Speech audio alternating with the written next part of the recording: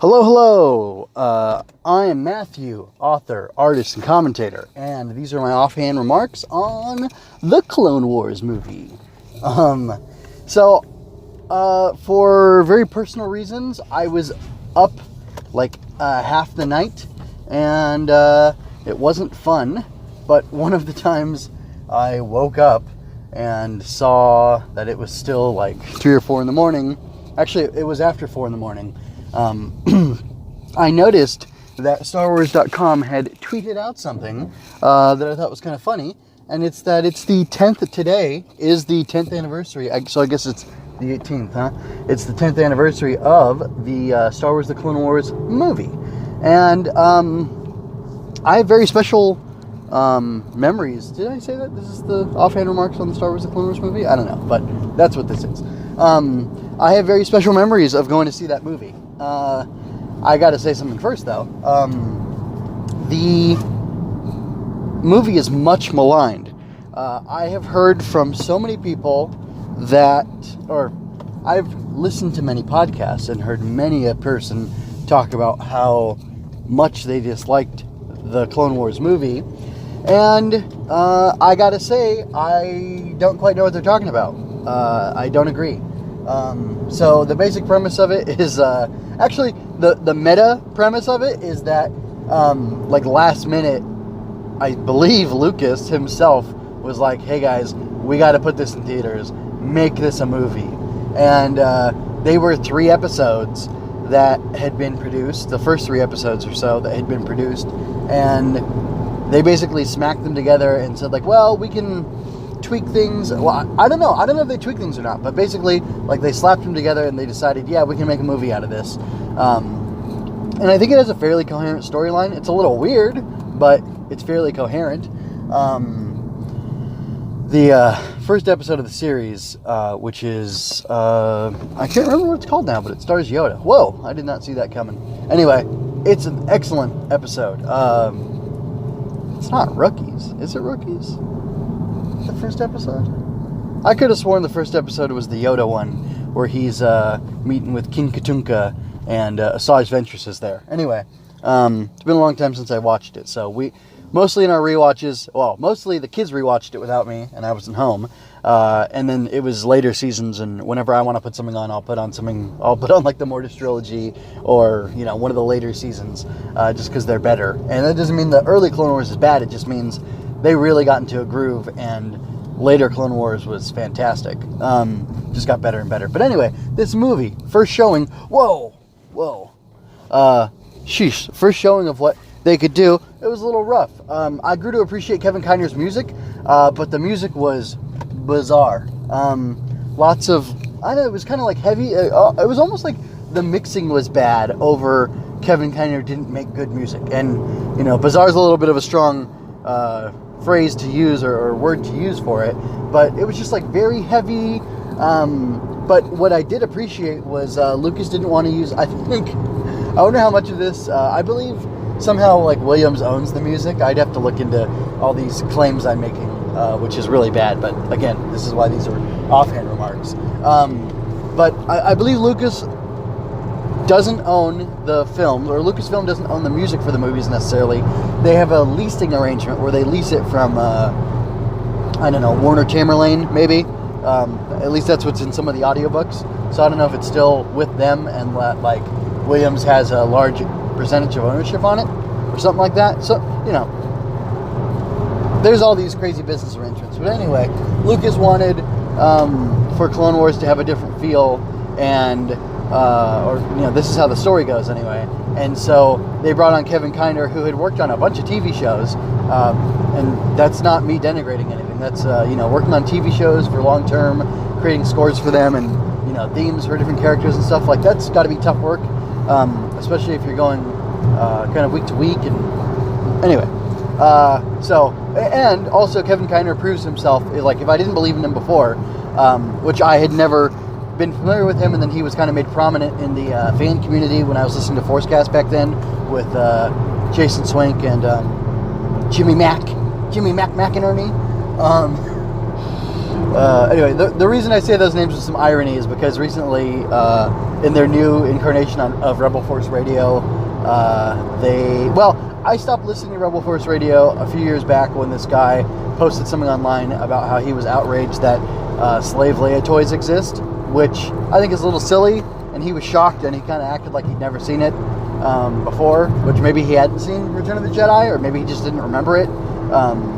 He had daughters, though, and he did kind of like one of those, my woke 6-year-old, my woke 9-year-old said this about this slave Leia doll, which, like, anyway, the whole objectification of women thing is very confusing. Like, are you woke or not on it if you don't want women in scantily clad outfits, or you're woke if you do want that because the women are empowered? I don't know. Anyway, that's way off of what I actually want to be talking about, which is this Clone Wars movie and Kevin Kiner, kind of like my first impressions of it, whatever. So Kiner's music was weird, and actually, so I went with my wife. This is a big deal. There's this cheap theater nearby where I work, and I've seen like a bunch of movies. I've probably seen like a dozen. Over the years, I've worked at the same place for 10 years, and I've probably gone, and I don't get out to see the movies that much, but I've probably seen like 20 movies there, because before I got married, which I've been married for almost 10 years, so, anyway, actually I'm coming up on 13 years at the same place. Anyway, but I used to be able to go see movies at any time. I used to go see midnight premieres of stuff, and I don't do that anymore because of family and kids and whatnot. So anyway, I go to this cheap theater. I started going to this cheap theater over the years, and I've probably seen, like I said, like 20 movies there. But it was cool. My wife and I went to this one. I don't remember. We weren't married yet. I know that for sure. So we must have gone like as a date sort of thing. And anyway, so we went to go see this movie, and I liked it overall. There's a lot of fun stuff in it, especially rewatching it over the years. There's like we joke about Stinky the Hutt, which is actually it's Rada, which is Jabba's child, and Ahsoka and Anakin nickname it Stinky because it smells. I don't know if it smells because it's a baby or if it smells because it's a Hutt, but anyway, Rada / Stinky is a fun thing in my family, and we joke about Stinky the Hutt, and I think we've called each kid Stinky at some point because of it, at least after they saw it, so they could get the joke. It's funny. Oh, and then, like, of course, there's Zero the Hutt who you meet in there, in that movie, and he was just brought so much joy to us.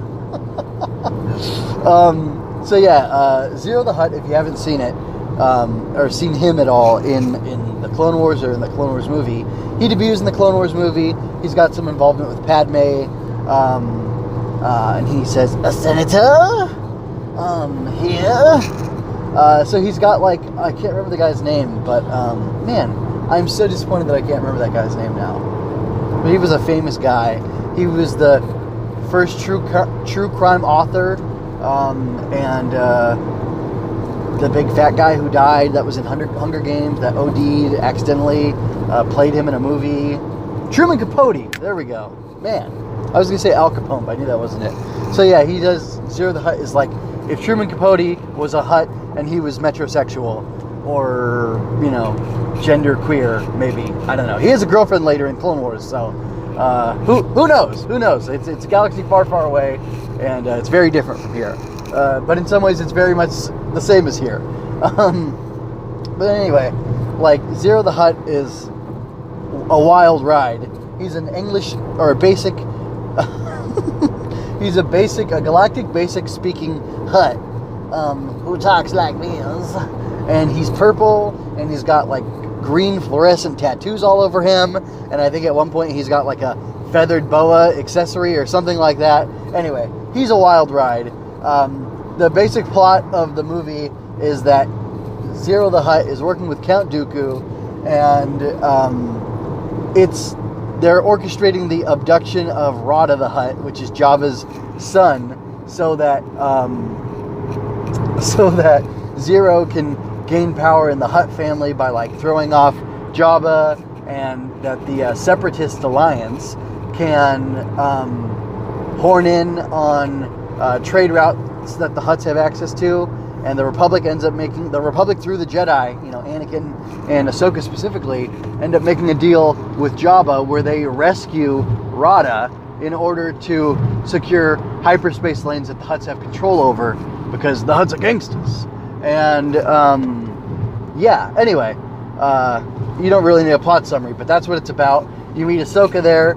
Anakin and Obi-Wan are in the middle of this crazy battle, or towards the end of this crazy battle on Christophsis, and I'm pretty sure Christophsis. Anyway, and which is like it's the aesthetic of the planet is stained glass windows, and like stained glass windows. Well, sort of stained glass. Like it's glass, it's crystal mixed. It's not stained glass. It's crystals mixed with like high-rise buildings, which is pretty cool. But anyway, Ahsoka gets introduced. She's a Padawan. They know a Padawan's coming, and they think it's a Padawan for Obi-Wan, because he's a master at this point.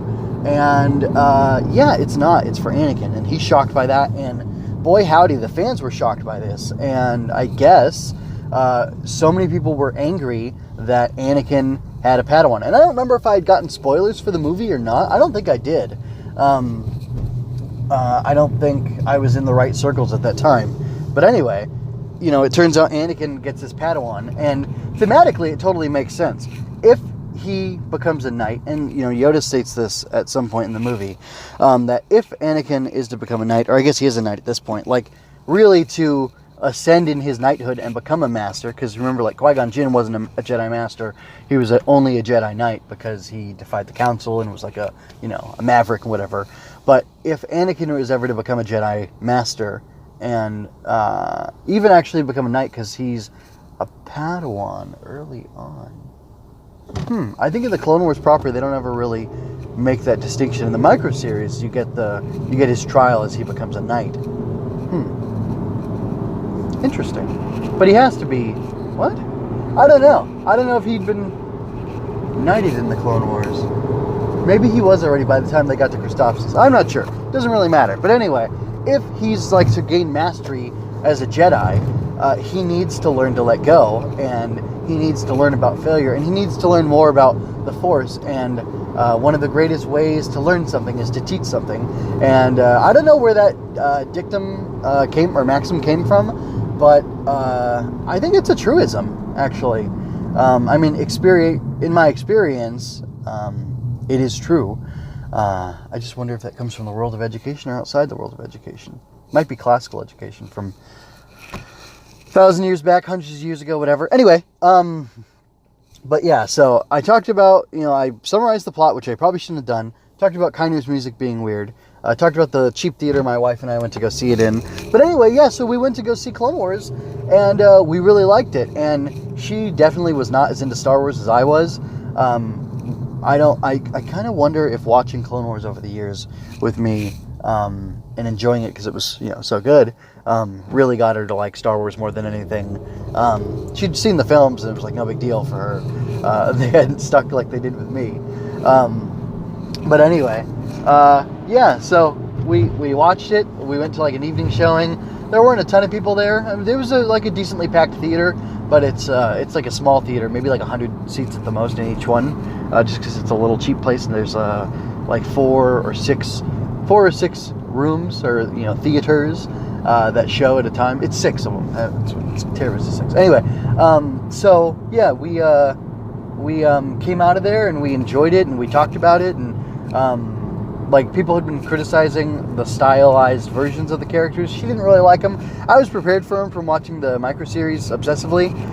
So, Tartakovsky had very angled features on these characters, and I thought they adapted most of them pretty well. So, anyway, there's that. But, yeah, man, that Clone Wars movie was really a great thing for me. I really enjoyed it. I think it has, it's weak in some points, or in some parts, but overall, I think it's a solid showing, and I'm really glad they released it in theaters because it created such a great opportunity for me, and to take my girlfriend or whatever, soon-to-be wife at the time, and I don't know, it just created like a lasting memory point. Like it's a touchstone I can always kind of go back to and remember that. Not that I need to, but just when I do, it's so fun and so fond. and you know, talking about it brings such warm feelings to my heart, and you know, I love it. So anyway, yeah, just I guess I'm talking about why I enjoyed that dang Clone Wars movie so much that so many other people hated and thought was bad. But no, it was good. It was good. Good stuff. Good stuff. Probably one of my favorite things in it is there's this great gag with Anakin and Ahsoka, or Snips and or Sky Guy and Snips, as I should call them. Anyway,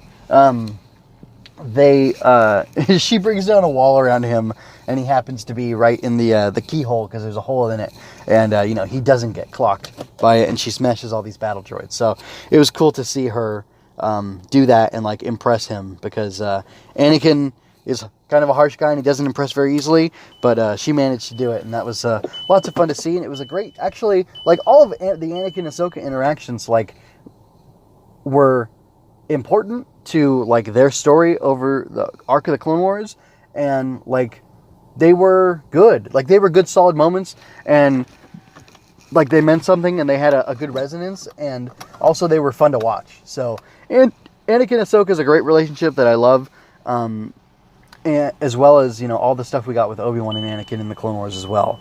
Oh, and then you had that great thing with Obi-Wan stalling, and like like the guy fights dirty, and it's so cool that Jedi are allowed to do that. But then again, they shouldn't be fighting wars, and the Jedi were wrong, and there's so many bad things. Anyway, Star Wars is complicated a little bit, and I love it, and I particularly loved the Clone Wars movie that we're celebrating, or whatever. It's the 10th. It happens to be the 10th anniversary of it today.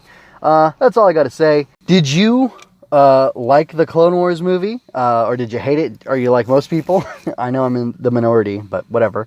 Just curious. You can let me know, and if you hated it, what did you hate about it, and if you liked it, what did you think was good? Anyway, don't forget to subscribe and ring that notification bell so you can watch every video as it becomes available. Thank you so much for your time. If you enjoy my work, please give it a like and share it. If you'd like to chat, hit me up in the comments or tweet me at RC_MUN, at RCMoon. Anyway, be well, and remember, don't curse that darkness, shine your light. Until next time.